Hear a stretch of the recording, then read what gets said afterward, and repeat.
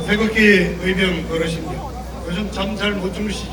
일대야 때문이기도 하겠습니다만 아마 나라 걱정에 잠 못 주무실 거예요. 이러다가 정말 문재인이가 대한민국 팔아먹는 거 아니냐, 대한민국 망하는 거 아니냐 아마 걱정이 많으실 겁니다. 오늘 아침에도 오늘 새벽에도 북한이 또 미사일 2발 쐈지 않습니까? 이번에는 한원 쪽에서 동해안 쪽으로 쐈다는. 자, 이 무능한 문재인 정부, 이 국방부는 미사일인지 방사포인지 아직도 구별 못합니다. 그래서 맨날 불상 발사체. 그런데 지금 일본과 맺은 군사 안보 정보 조약을 좀 없애겠다. 그럼 일본에게 정보 오도는 어디 갑니까? 정말 참 한심합니다. 자, 지난 20일 동안에 북한이 미사일을 자관 5번 쏴대했습니다. 근데 이게 높이가 다 다르고 거리가 다 달라요. 뭐냐? 지금 새로 개발한 신형 단거리 미사일을 실전 배치 실험을 하고 있는 겁니다. 오늘도 쏜 게 고도가 40km 미만이에요. 고도 40km가 이렇게 밑에 레이더가 탐지할 수 있는 지금 얘들이 쏜 지난 5번의 미사일, 단거리 미사일, 우리가 지금 사전 탐지할 수도 없는 미사일이고, 그 다음에 대한민국 전역이 사정권 안에 들어가 있는 상황. 우리 바로 북한의 미사일 인질이 돼 있는 상황입니다. 자, 그런데 이 정부 단 한마디도 안 하고 있지 않습니까? 무방이 돼야 될 저 일본에 대해서는 죽창 들고 전쟁을 치자고 지금 전쟁을 선포하면서 그냥 미사일을 나흘에 한 번씩 꽝꽝 싸내서 여러분 새벽잠 깨우는 북괴에 대해서 단 한마디도 못 띄고 있지 않습니까? 자, 지금 일본과의 수출 규제로 따른 경제 문제가 심각해지고 있습니다. 사실 정확하게 얘기하면 일본은 아직 칼을 뽑지도 않았습니다. 칼을 뽑는다고 경고만 하고 있죠. 발효 날짜는 아직도 18일 남았습니다. 8월 28일 날 이제 발효가 되는 겁니다. 그런데 시장이 먼저 합니다. 지난 월요일 날, 화요일 날 이틀 동안 주식시장에서 무려 76조의 시총 자금이 빠져나갔습니다. 그런데 자, 이번에 문제가 된 징용자들에 대한 보상, 정부 돈 1조면 해결이 됩니다.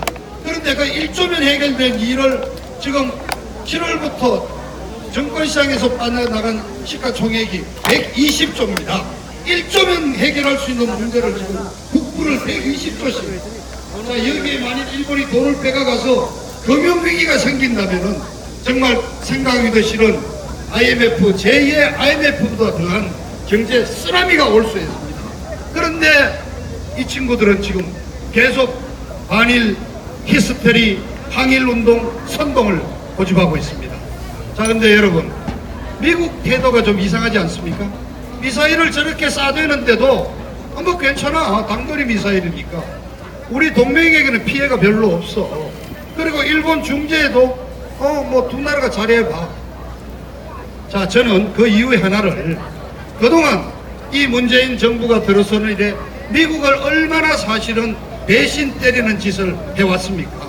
유엔 제재 위반하고 공해상에서 석유 환적하고 석탄 밀수하고, 그리고 시간만 나면은 북한 대변인 노릇하면서 퍼다 주려고 뭐 개성공단 열자, 금강산 관광 열자, 계속해서 트럼프의 대북 제재 정책을 어기려고 그러고 하여튼 여러 가지로 참 뻘짓을 많이 했습니다. 그 대가가 지금 우리가 지금 그 대가를 치르고 있다 생각합니다. 미국이 누적된 그 배신의 대가로서 많은 사람들이 얘기하죠. 이번에 일본이 수출 규제를 한 그 조치가 사실은 미국과 사전에 다 협의가 됐던 거고, 미국이 일본을 시켜서 저 문재인 정부 좀 손 좀 봐줘라 해서 이루어진 일이다. 많은 사람들이 얘기를 하고 있습니다. 대충 공감하시죠? 자, 우리 동맹 미국을 배신한 그 대가를 혹독하게 치러야 될지도 모릅니다. 그런데 문제는 그 대가를 누가 치릅니까? 대한민국의 기업과 대한민국 우리 국민들이 치르게 돼 있다는 사실을 명심해 주셔서 합니다. 그리고 오늘 마침 이 정치 얘기가 나왔으니까 제가 요즘 돌아가는 심각한 얘기 정말 해드리겠습니다. 자, 우선 이 황교안 대표가 이끄는 자유한국당은 이 일본 이 수출 규제 조치에 청와대에서 열린 여야 5당 회담에 참석을 해서 이거를 경제 보복이라고 단정을 하고 일본을 규탄한다고 합의를 해주고 나왔습니다.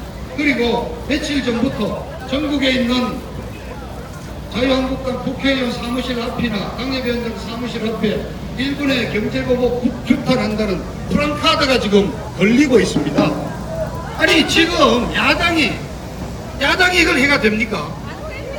일본 이거 항일운동 선동이 내년 선거 전략이고 내년 선거에 유리하다는 민주당의 비밀 문건까지 나온 마당에 차별화를 해야 될 야당이 일본 경제보복에 같이 동참한다고 물론 이해는 가죠. 혹시 친일 프레임에 걸려서 친일파인 소리를 그러나 그러려면 야당 왜 합니까?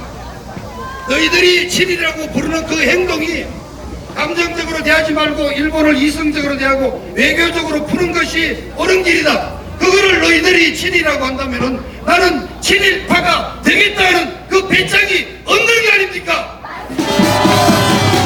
자, 나경원이는 또 며칠 전 중앙일보와 인터뷰를 하면서 보수 대통합이라는 주제로 얘기를 하면서 유승민이를 데리고 와서 서울에 출마를 시키고 싶다고 했습니다. 그런데 자, 유승민이가 오늘 혼자 오니까 이혜원이 오죠, 하태경이 오죠. 거기 아마 한 7명인가 8명 탄핵 세력이 나가 있습니다. 걔들 다 데리고 온다는 거죠. 그럼 이게 과연 보수 통합입니까? 아닙니다. 이거는 도로 탄핵당으로 돌아가는 도로 탄핵당이고 도로 내각제로 가자는 거고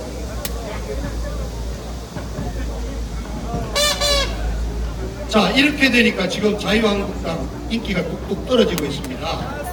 그래서 심지어 자 이제 벌써 비대위원장 체제로 가야 된다는 얘기가 나옵니다. 그래서 지금 자 자유한국당 지지율이 30%까지 갔던 게 지금 17% 떨어졌죠. 황교안씨 지지율 막 떨어지고 있죠. 자 여러분들 주위에 황교안이를 중심으로 뭉쳐야 된다, 자유한국당 중심으로 뭉쳐야 된다, 거기에 가면은 보수 분열이다, 우파 총질하지 말자던 사람들이 많이 계셨을 거라고 합니다. 그런데 자 들으셨잖아요. 도로 한국당 가자는 나경원 원내대표의 그 자유한국당 여러분 그 중심으로 모여야 되겠습니까? 자 지금 시간이 없어 줄이라 그러니까 줄이겠습니다.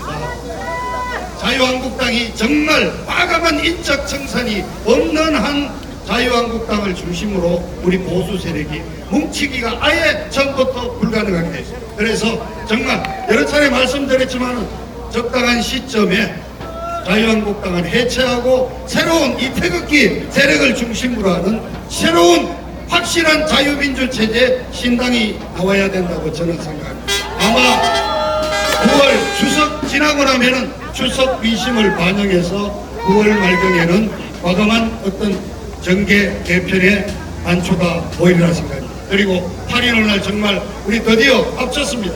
그날 다 나오셔야 합니다. 그럴 수 있는 사람 소리 손 닦고 나오셔야 합니다. 이 문재인 정부를 종식시키는 김폭제를 8월 15일 날 만들어